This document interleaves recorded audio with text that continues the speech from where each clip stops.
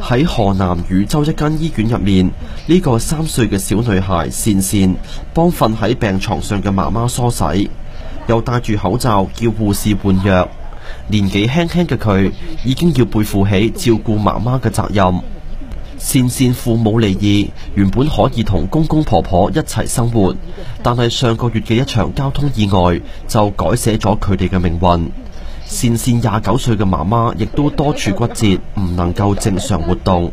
我媽當場死亡，然後我爸搶救到12點，一說是搶救無效死亡。我這是離婚了3年了，自己帶着閨女生活，俺閨女不到1歲命，俺都離婚了。我兩母女相依為命，善善鍛煉出一定嘅自理能力，而佢照顧媽媽嘅身影就引起咗醫院其他人嘅注意。我們家自己的孩子3歲什麼都不會，都在爸爸媽媽的懷抱裡，而這個小女孩3歲，剛才我看到她端着媽媽的尿盆去廁所，我真的是看不了，受不了。